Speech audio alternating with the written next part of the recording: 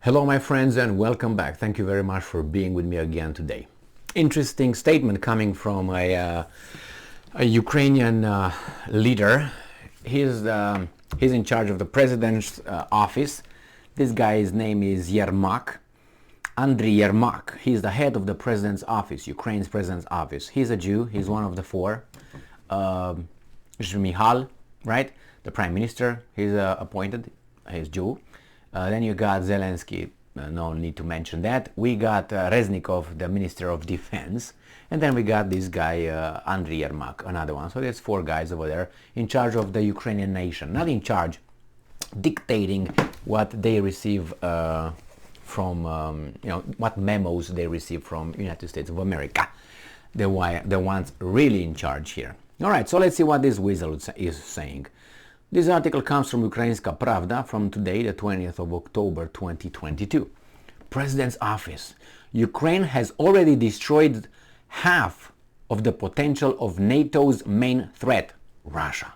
So Ukraine destroyed half of the potential threat of Russia. So good job.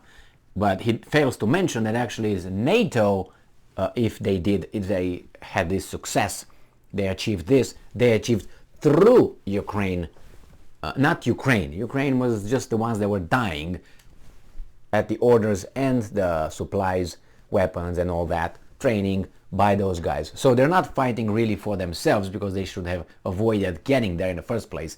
But everything was dictated a little bit somewhere else, if you know what I mean. They're just, the weapon that's used by the other guys. The problem is the Russians cannot shoot the guy using the weapon. They're going to shoot at the weapon, and the weapon keeps working because it's still working. When the weapon is going to be get jammed or rusty, then you put it down and they will get another weapon. That's the way Ukraine out. I don't know, next one Moldova or whoever, Georgia, or they will get another one. That's no doubt about it. This is just now. When these guys are going to be done, do you think everything is going to be peace and happiness? Jesus Christ shows up and gets us with him on his boat somewhere? No. It's not going to be like this. There's going to be another one, and another Ukraine, another Ukraine. Why? Because the Russians are so bad. No. The Russians must go down. Not there, but you know what I mean. So, let's keep going with this guy. Andriy Yermak, the head of the president's office, is convinced that Ukraine's membership of NATO will strengthen the alliance. You're already in it. You don't need any paperwork signed or any contract. You already are in. Why? Because they use you like a whore to destroy the enemy. Actually, that's the enemy. You're just used for now for the gratification of NATO destroying those guys. Now, quote from Yermak: Ukraine has already destroyed almost 50% of the potential of the main threat to NATO in the form of the Russian Federation. Yeah, he don't care because anyway, Ukraine's membership of NATO will definitely strengthen the alliance. Definitely, yes. If you're gonna be a Ukraine by then, you idiot. So Russia has lost a total of 66,650 soldiers, 2,567 tanks, 5,255 armored combat vehicles, 1,646 artillery systems, 269 fixed-wing aircraft, 243 helicopters, and many other vehicles in the course of its full-scale invasion of Ukraine, according to these guys. On September 30th, President Volodymyr Zelensky announced that Ukraine had applied for fast-track NATO membership. I didn't know that's a thing. I mean, I knew that. I was like, what? Really? And what is everybody else going to say? Nothing. Zelensky also urged Ukrainians, Western partners. There's no partners. You are the vassal state. You are the bottom feeders, and it's not the partners. It's one guy in charge, United States. The rest are bottom feeders that follow orders. That's NATO. It's just these guys is just used. We are an alliance here. Is more than one. Otherwise, it would look too obvious. It's unilateral dominance of the world, or attempted anyway. Like this gets legitimacy by we're an organization. We are defense organization. So defensive that they went and they defended Libya so well that the guy was as he was. Remember Gaddafi? Great, yeah. And then you got so defensive that they attacked Serbia, Yugoslavia, 1999, so defensive. Who did Serbia attack? I don't remember attacking anybody. Then we got Iraq. Who was involved in Iraq? Did Iraq attack anybody? So then what? Oh, you talk about preemptive strikes? Well, with preemptive strikes, anybody can hit anybody. I don't like my neighbor. I think coming with his car down the driveway is gonna hit my kids. So that's a threat. I gotta fix that. How do I fix that? Like the United States fixed Iraq, right? So let's see. Alexander Venediktov, Deputy Secretary of Russia's Security Council, said Ukraine's admission to NATO could result in a third world war. I don't know if they really need the paperwork. The only thing that's missing officially from Ukraine is NATO troops. That's all. I do not think that there are no NATO troops there at this point. I do not officially, obviously, but I think they are should. I don't know how to tell you. It's like I say, I don't know if I go outside right now, if there will be like air outside. I didn't go outside yet, but all the information I have is like, duh, Captain Obvious right here. So the same thing here.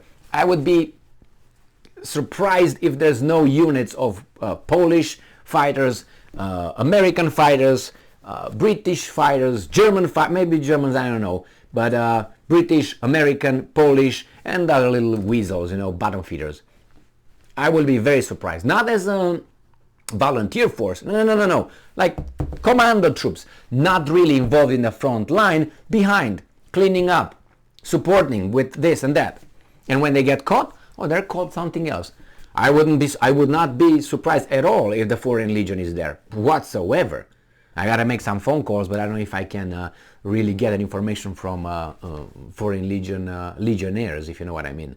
But anyway, anyways, just I don't. Anyway, who knows?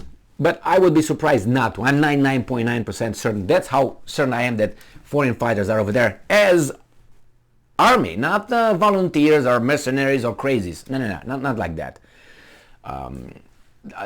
They could be called differently, peace loving units, or I don't know, Jesus Christ, Moses, Muhammad, I don't know, return troops, something like that, like you were like, what the, like, anyway. So they destroyed 50%. Do you think so? I don't think so. How can you say that? Maybe they definitely destroyed arms, weapons, yes. But how many people did you kill? 65,000? Is that half of the Russian capability? Are you crazy? Russia did not use any nuclear weapons. 7,823 or whatever. What are you talking about? You didn't conquer half of it. You didn't destroy their leadership. What are you talking about? In what terms? On what scale do you determine that? This is a retard. Tell me, how can this guy come and say, we destroyed half? Half of what? You gave me 65, let's say, 1,000 people. Is that half of what? That means they got what, 130,000 available? Is that what I got? Of what? Are you crazy? Military? Okay, they destroyed half of the let's say 400. Okay, let's say you did. Half of the about 2,000 aircraft Russia had? Really? You said about 250. Is that half? Tanks and all that. Do you think they stop at 5,000 tanks? I think those guys have more than that. The information is right there. So I don't know. I think he's just talking shit. And regarding the fast track NATO membership, I don't think that's going to happen. Remember? There were countries who stayed in line for that. Years and nothing happened. Do you think it's going to be a fast track? I mean, how can you be fast track? Because as a requirement, in order to join NATO, my boy, you have to have good relations with all neighbors. Yeah, you're going to have good relations with Russia? No, because you're already going to draw NATO in if you have a problem with those. You cannot have any territorial disputes with your neighbors. That's a requirement. You do. So what are they going to do? They're not going to get you in. If they get you in, that means they violate their own status and all that policy, which they will. I mean, there's no problem with that. and everybody's going to say anything, pack, smack, you're in. And let's go because you're attacked. But that's not going to happen. I mean, I don't think so. I think 99% is not going to happen, being NATO and being already at war with a country. But never know. I mean, because NATO doesn't want to be drawn in officially. Why? They want troops over there? Those guys are going to use nukes in a second. Because they know they can't really win a conventional war unless they say, okay, total mobilization, 30 million people, let's go. Then NATO is going to say, hold on, we're going to use nuclear weapons for you, against you, if you're going to come like that. What the hell you want? I mean, what's this? We fight, but I'm going my hand down here, or I'm not using my right leg or something, or what? Yeah, that's what's going on right now. You can't use this, you can't hit that, don't do this, don't do that, but it's total war. Really? Total war would have ended in the 25th of February 2022 if it was about total war, okay? Total war. Total. All right, thank you very much for being with me again today. Stay strong, stay smart, look for the truth, and this guy's an idiot. Be just.